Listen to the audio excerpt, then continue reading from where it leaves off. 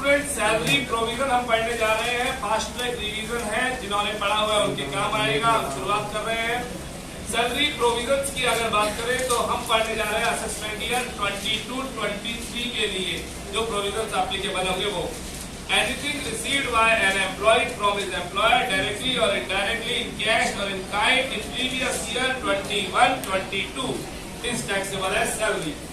Salary में क्या क्या आता है? सैलरी में बेसिक पे आएगी, कमीशन, बोनस, इंसेंटिव्स आएंगे, साथ में आपके पास gratuity, pension, leave encashment, allowances, परक्यूजेट्स और एलटीसी और बहुत सारी चीजें आने वाली है। सैलरी का गोल्डन रूल, ड्यू और receive whichever is earlier is chargeable to tax. Basic pay पहला पॉइंट, बेसिक पे अगर आप पढ़ते हैं तो बेसिक पे का बहुत सिंपल सा रूल है कि बेसिक पे प्राइवेट एम्प्लॉय के लिए चलती है अप्रैल से मार्च, गवर्नमेंट एम्प्लॉय के लिए चलेगी मार्च से फरवरी।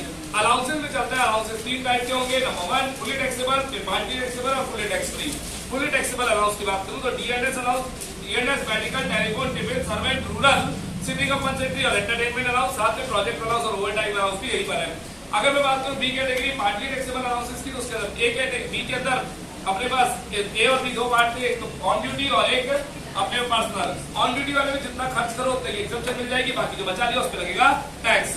मेरा हेल्पर डेली यूनिफॉर्म पहन के कन्वेंस ट्रांसपोर्ट कन्वेंस ट्रैवल और फिर रिसर्च करता है। नीचे अगर हम बात करें पर्सनल की तो उसके अंदर बहुत सारे नाम है, HRA, children education, hostel expenditure, underground allowance और tribal area allowance, transport duty, blah blah blah बहुत सारे अलाउंस होते हैं। अगर हम बात करें टैक्स फ्री अलाउंसेस की तो ऊपर में नॉट इंपॉर्टेंट लिख दिया था, इसके अंदर हमारे पास फॉरेन अलाउंस, जजेस के अलाउंसेस, यूपीएससी के अलाउंसेस और साल के अलाउंसेस भी नजर आ रहे हैं। अगर हम बात करते हैं नीचे हम बढ़ते हैं तो children education allowance 100 rupees per month पर चाइल्ड, बच्चे दो ही अच्छे। Hostel expenditure allowance 300 rupees per month पर चाइल्ड, बच्चे दो ही अच्छे। ट्राइबल एरिया अलाउंस 200 रुपए है, अंडरग्राउंड अलाउंस 800 रुपए है, ट्रांसपोर्ट 3200 रुपए है ब्लाइंड और हैंडीकैप पर्संस के लिए, transport duty allowance 10,000 rupees per month और 70% of amount received whichever is lower is be exact होगा। अगर बात एचआरए की करें तो actual amount received not paid minus 10% of salary, 40% of salary that can be converted into 50% salary in case of DMC के। यहां पर सैलरी का बेसिक पे यही पर परसेंटेज वाइज कमीशन था, अलाउंसेस यहीं पर खत्म होते हैं। ग्रेचुटी, ग्रेचुटी गवर्नमेंट एम्प्लॉय के लिए पूरी तरह एग्जाम है और अदर एम्प्लॉयज के लिए ग्रेचुटी के दो केस कवर्ड और नॉट कवर्ड। अगर आपके एम्प्लॉय 10 से कम है तो नॉट कवर्ड और 10 या 10 से ज्यादा भी कवर्ड वाले केस में आएंगे। अगर मैं कवर्ड और नॉट कवर्ड की बात करूं तो कवर्ड वाले केस में और नॉट कवर्ड में दोनों में 3 पॉइंट है, तीनों से लोअर होगा। एग्जांपल का पहला point actual amount received and paid minus sorry actual amount received 20 lakh rupees और कवर्ड वाले केस में 26 lakh salary into complete year part. और सेकंड वाली ईयर की बात करें तो 1/2 के साथ एवरेज सैलरी और कंप्लीटेड ईयर आएगा।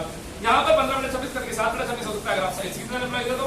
सैलरी का मीनिंग कवर्ड वाले केस के अंदर बात करें तो सैलरी, बेसिक पे और डीए ऑलवेज इंक्लूडेड, सेकंड वाले केस में नॉर्मल रहेगा। यहाँ पर कंप्लीटेड ईयर का मतलब पूरे साल हो गया और कंप्लीटेड ईयर पार्ट का मतलब 6 महीने से ऊपर होगी, पूरा साल इंक्लूड कर लिया जाएगा। एवरेज का मतलब आपको लेना है पिछले 10 महीने का average. Gratuity over. Pension, pension के केस में सैलरी सभी के लिए पूरी तरह टैक्सेबल है, कम्प्यूटेड पेंशन सभी के लिए टैक्सेबल है, पेंशन सभी के लिए टैक्सेबल है, सॉरी अनकम्प्यूटेड पेंशन सभी के लिए टैक्सेबल है। तो कम्प्यूटेड पेंशन वाला अमाउंट है उसके लिए प्रोविजन आएंगे। अदर्स के लिए गवर्नमेंट एम्प्लॉय के लिए एग्जाम है, अदर्स के लिए दो केस, अगर ग्रेचुटी के साथ है, ग्रेचुटी के बाद, ग्रेचुटी के साथ तो 1/3, ग्रेचुटी के बिना है तो 1/2, ग्रेचुटी के बिना है तो 1/2 और ग्रेचुटी के साथ तो 1/3। कम्प्यूटेड अमाउंट और कम्प्यूटेड परसेंटेज अमाउंट आने वाला इसका फॉर्मूले से आने वाला अमाउंट एग्जाम कर लिया जाएगा। लीव एनकेशमेंट की बात करें गवर्नमेंट एम्प्लॉय के लिए एग्जाम है, अदर्स के लिए 4 पॉइंट, पहला पॉइंट एक्चुअल अमाउंट रिसीव्ड, दूसरा पॉइंट रुपीस 3 लाख और साथ में 10 इंटू एवरेज सैलरी और average salary into leave saved जो भी आएगा कैलकुलेशन कर लिया जाएगा। यहाँ पे गवर्नमेंट जो अलाउ करती है वो मैक्सिमम 1 महीना 1 कंप्लीट साल के लिए अलाउ करेगी। सैलरी का मीनिंग वही रहेगा, बेसिक पे ये percentage wise commission. Gratuity pension leave encashment खत्म होने के बाद बात आती है परक्यूजेट्स की। परक्यूजेट्स के अंदर पहली परक्यूजेट आ जाए रेंट पे अकोमोडेशन। अगर गवर्नमेंट एम्प्लॉय है तो उसके अंदर लाइसेंस फीस दी जाएगी। अगर होटल है तो रेंट पे अमाउंट चार्जेस पेड और 24% of salary whichever is lower. अगर रेंटेड हाउस है तो रेंट पेड और 15% of salary whichever is lower. अगर पॉपुलेशन की ओन्ड है तो ओन्ड के अंदर पॉपुलेशन देखी जाएगी। पॉपुलेशन 10 लाख से नीचे है तो 10 लाख से 25 लाख है तो 25 लाख से ऊपर है तो 7.5, 10, 15, 24% ऑफ सैलरी। अगर फर्नीचर साथ में दिया है तो फर्नीचर अगर खरीद के दिया तो 10% ऑफ कॉस्ट और रेंट पे लेके दिया तो रेंट पेड अमाउंट लिया जाएगा। सैलरी का मीनिंग बेसिक पे डीए इन सारे कमीशन सारे बोला सारे टैक्स वगैरह सब अमाउंट फ्रॉम अदर एम्प्लॉयर लेंगे। सैलरी में क्या क्या नहीं आएगा अगर ये बात करें तो यहाँ पर इन्होंने बोला डीए नॉर्मल वाला नहीं आएगा, परक्यूजेट्स नहीं आएंगी, रिटायरमेंट बेनिफिट्स नहीं आएंगे, नॉन टैक्सेबल अलाउंसेस नहीं आएंगे, amount from out of period items नहीं आएंगे। 15 दिन तक अगर आप सैलरी ले रहे हो, अगर आपको सैलरी डबल 15 दिन तक सैलरी होटल में 15 दिन के लिए हायर वगैरह होटल के अंदर ट्रांसफर के केस में तो वो एग्जाम होगी।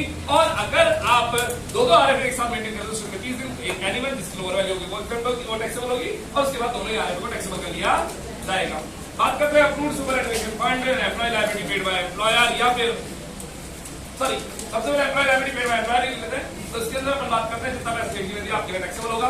अप्रूव्ड सुपरएनुएशन फंड में 1.5 लाख से ऊपर वाला अमाउंट आपके लिए टैक्सेबल होगा। स्टेट इक्विटी शेयर्स के अंदर मार्केट वैल्यू को आपकी वैल्यू मान लिया, market value of the shares को आपकी वैल्यू माना जाएगा।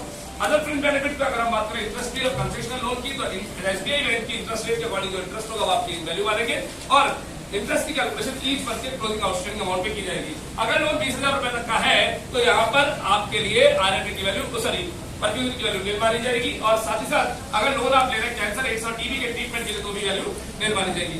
बात करें गिफ्ट और कूपन की, तो कैश में मिला तो फुली टैक्सेबल, गाइड्स में मिला तो 5,000 रुपए पूरे साल तक के लिए एग्जेम्प्ट है। फ्री फूड फैसिलिटी की अगर बात करें तो ऑन ड्यूटी पे है, अगर आपको टी और स्नैक्स मिल रहे हैं तो कोई दिक्कत वाली बात नहीं, एग्जाम्प्ट है। लेकिन अगर फूड मिला है तो 50 रुपए तक एग्जाम्प्ट है, 50 रुपए से बढ़ते पूरा टैक्सेबल कर लिया जाएगा। रिमोट एरिया के अंदर आपको फूड दिया तो कोई दिक्कत नहीं, और यहाँ पे आपके सेठ जी आपको फूड दे रहे हैं ऑन ड्यूटी और तो 50 रुपए तक का एग्जाम्प्ट है, नॉर्मल बात है। इसके आगे अगर पॉइंट दे तो क्रेडिट कार्ड का पेमेंट आ रहा है, क्लब के एक्सपेंसेस है, क्लब के एक्सपेंस में जितना भी पैसा आपके सेठ जी आपके लिए पे पूरा अमाउंट टैक्स में माना जाएगा। मूवेबल एसेट यूज बिल्कुल फर्नीचर की तरह चलेगा, खरीद के लिए तो 9% ऑफ कॉस्ट, रेंट पे लेके तो रेंट पे आपकी इनकम आ जाएगा।